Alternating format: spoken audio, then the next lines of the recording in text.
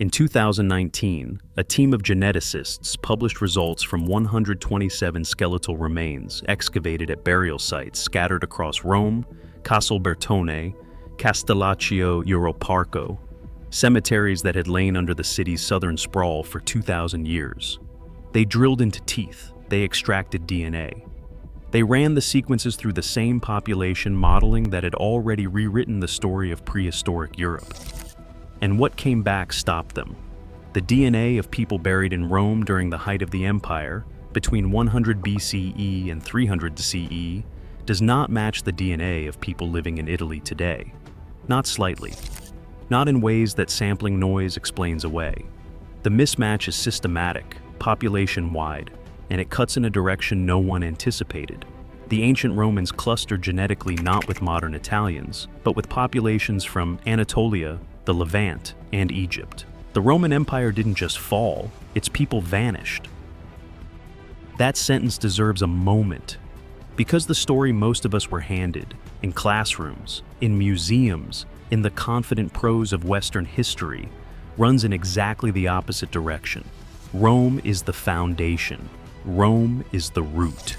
The Latin recognizable in legal language, in the names of months, in the architecture of churches and courthouses, all of it is supposed to be a direct inheritance from the people who built the Colosseum, governed Gaul, and inscribed the 12 tables in bronze. Italian national identity, in particular, has been narrated for 5 centuries as a living continuation of that civilization. The Renaissance was constructed entirely on that premise. Petrarch looked at ancient Roman texts and believed he was reading his own ancestors. The assumption was never unreasonable, but it was never tested against DNA. That is not a small distinction.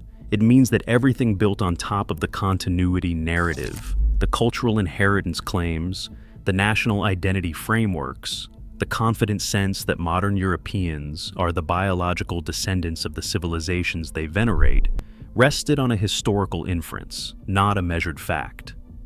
The 2019 data was the first time someone had actually asked the bones what they thought. And here is what the collision looks like when you place both things side by side. Modern Italians, when their genomes are mapped against ancient reference populations, cluster closer to post-imperial migration waves, groups arriving after 400 CE, than to the people who ran the Senate and died at Pompeii. The genetic profile of Imperial Romium is not the ancestor of modern Italy. It is the ancestor of a population that no longer exists as a majority anywhere in Europe. What does it mean to be Roman if the Romans are gone? The scientists who published this were not looking for a population replacement. Antonio et al. Had set out to map the genetic diversity of ancient Rome, to document the city's cosmopolitan character, the flow of migrants arriving from across the empire's vast geography, the way a Mediterranean capital absorbs and reflects the populations it governs. That was the hypothesis going in. The replacement is what the data showed them instead. The methodology they used is the same methodology that already changed everything we thought we knew about European prehistory. Ancient DNA extraction from dense skeletal material, ideally the petrous bone behind the ear or a tooth, which seals genetic material against degradation and contamination better than almost any other tissue in the human body, followed by whole genome sequencing and principal component analysis, a statistical method that places each genome in a spatial map relative to every other population in the reference dataset. You do not have to argue about what the results mean before you can see them. The clustering is visible. Genomes from Imperial Rome sit where Eastern Mediterranean populations sit. Genomes from post-imperial and medieval Italy sit somewhere else entirely. Imagine drilling into a tooth that spent 2,000 years under the streets of Rome. The DNA inside has been waiting, sealed against the centuries. It does not know what it is about to contradict. What the sequences revealed was not a single population, but a layered series of them, each one sitting on top of the last, like geological strata.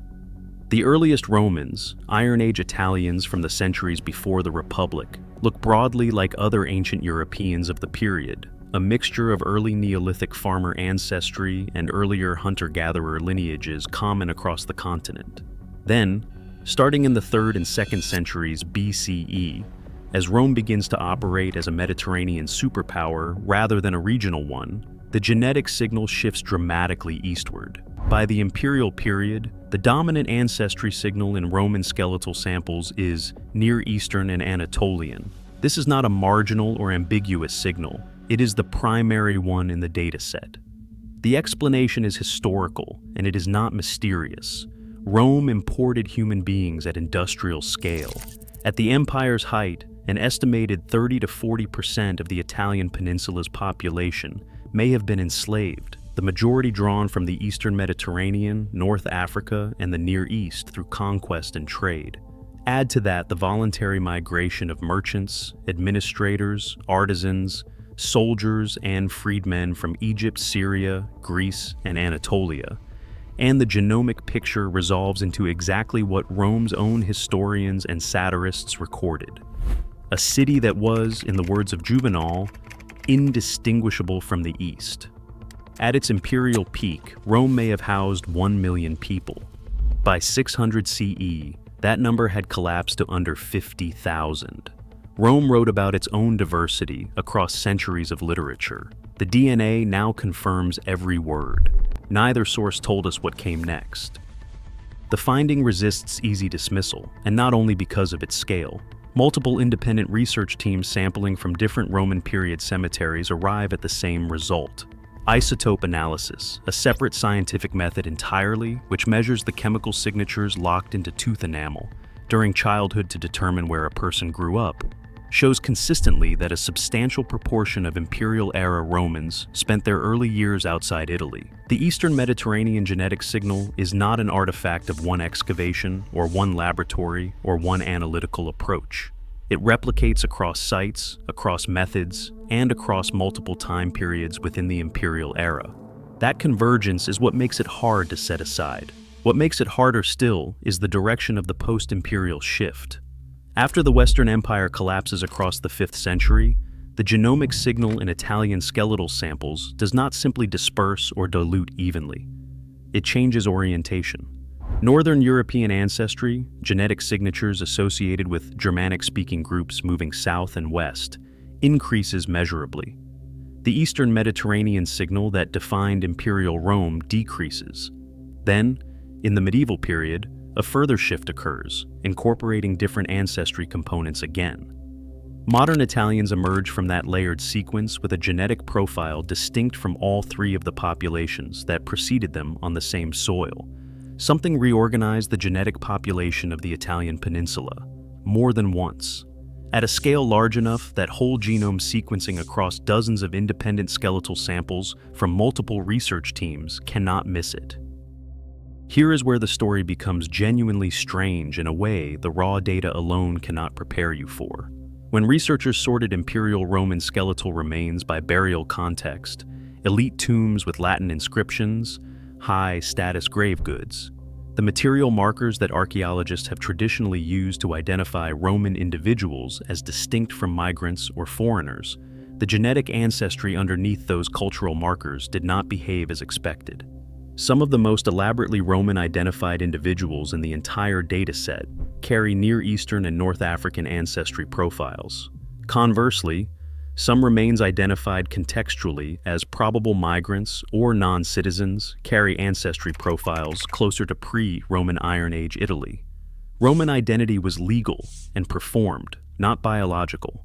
A person born in Alexandria could become a Roman citizen through any number of legal pathways, hold public office, speak fluent Latin, worship Roman gods, be buried with full Roman rites, and leave behind a skeleton that ancient DNA would sort squarely into the Eastern Mediterranean genetic cluster.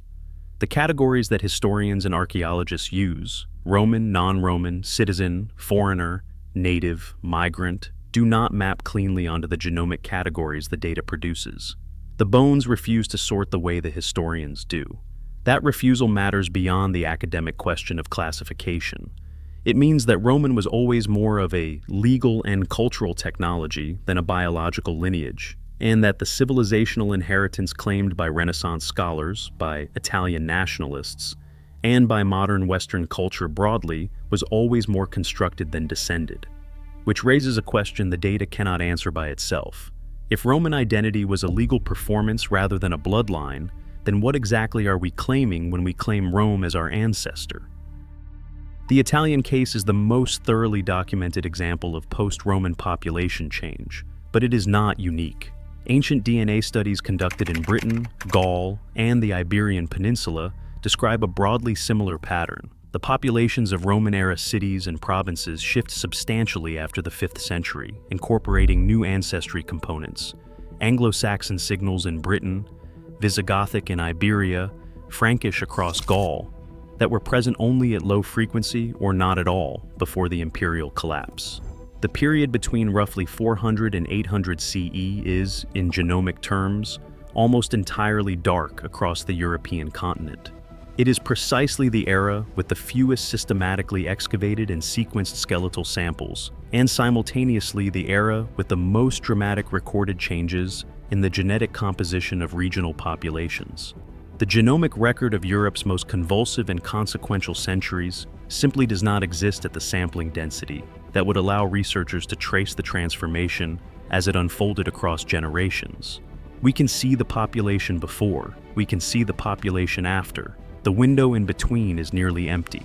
The darkest era in European history is also the era where the genetic record falls silent. When it resumes, the population of the continent has already changed. Before drawing the implications too sharply, it helps to remember that exactly this kind of revision has happened before in the study of European prehistory, and that the revision ultimately held against sustained scientific scrutiny. In 2015, ancient DNA research confirmed what had been a contested hypothesis for several decades, that roughly 4,500 years ago, pastoral nomads from the Pontic-Caspian steppe, the Yamnaya culture, migrated into Europe in sufficient numbers to replace a substantial portion of the Neolithic farming population that had occupied the continent for thousands of years. The Neolithic farmers left stone monuments, domesticated crops, and no written account whatsoever of what happened to them. The steppe migration was visible only in the DNA of the people who came after. When the finding was first published, it was challenged on methodological grounds and resisted on cultural ones. Today it is standard content in university genetics courses. The Yamnaya finding changed everything we thought we understood about where Europeans came from, and that event occurred 4,500 years ago. The Roman finding is only 1,500 years behind us. It is far more recent, far better documented in adjacent historical sources, and already confirmed by multiple independent research teams. The precedent for accepting it exists. The scientific infrastructure for extending it exists. What does not yet exist is the skeletal data from the critical window. The Antonio et al. Study has been challenged, and the challenges deserve honest engagement rather than dismissal. The primary methodological criticism is geographic in nature. The cemeteries that were sampled are clustered near Rome itself, which was by any measure the most cosmopolitan city in the Western world during the Imperial period. Critics have argued that the strong Eastern Mediterranean signal may overrepresent the migrant population specifically drawn to the capital, and may not accurately reflect the genetic composition of the broader Italian peninsula outside the city. It is a legitimate and serious methodological caution. A burial ground outside Rome's walls is not equivalent to a population census of Roman Italy, but the criticism addresses the scope and geographic representativeness of the finding. It does not address the finding itself. The post-imperial genetic shift, the change that registers in Italian skeletal samples after 400 CE, has been replicated in analyses that are not confined to the city of Rome. The question of exactly how cosmopolitan the capital was relative to the surrounding countryside remains genuinely open and worth investigating further. The question of whether the population of Italy changed fundamentally between the imperial and medieval periods is not open. It has been answered. The criticism addressed the scope. It did not address the shift. The mechanism that most plausibly explains the scale of what happened, and that researchers working on the late antique period now treat as the leading hypothesis, is not gradual population mixing, but catastrophic demographic collapse followed by resettlement. The Justinianic plague, which reached the Mediterranean in 541 CE and returned in repeated waves for nearly 2 centuries afterward, is estimated by some researchers to have killed between 25 and 50 million people across the former Roman world. In Italy specifically, the documentary sources from the 6th and 7th centuries describe depopulated farmland reverting to forest, cities operating at a fraction of their former capacity, and an administrative and economic collapse so thorough that entire regions lost the institutional infrastructure required to maintain roads, aqueducts, and organized grain distribution. A city of 1 million people. 2 centuries later, fewer than 50,000. Into that demographic void came Gothic groups already settled inside the former empire, then the Lombards entering Italy from the north in 568 CE, then ongoing pressure and migration from multiple directions across a peninsula too, depleted to resist or absorb the arrivals the way a functioning imperial system might have. Each wave carried genetic signatures that had been absent or rare in imperial Italy. The genomic transformation was not the story of one coherent people conquering and displacing another. It was the story of a population reduced so severely by plague, famine, and institutional collapse that even demographically modest migration groups were sufficient to shift the ancestry profile of an entire peninsula across a few generations. Rome did not fall the way the history books describe it, as a political and military event. It may have been biologically emptied, and what grew back into the space has been called Roman ever since, which returns us to what the science has not yet been able to examine. The decades between 500 and 700 CE, when the transformation of Italy's genetic population almost certainly occurred in real time, generation by generation, remain the least sampled interval in the entire ancient DNA record for the region. Not because researchers have investigated those decades and found the evidence ambiguous, because the systematic excavation and genomic sequencing of 6th and 7th century burial sites in Italy has not been conducted at anything approaching the scale applied to the imperial period. Skeletal preservation from this era is generally poorer. The burial sites are archaeologically less spectacular. The scholarly funding and institutional attention that flow toward Pompeii and the Palatine Hill have not flowed toward the unremarkable graves of the people who buried the last Romans. The most important genetic transformation in Italian history unfolded in a window we cannot yet see clearly. Somewhere under the soil of post-Roman Italy, the people who replaced the Romans are buried. We have not asked them yet who they were.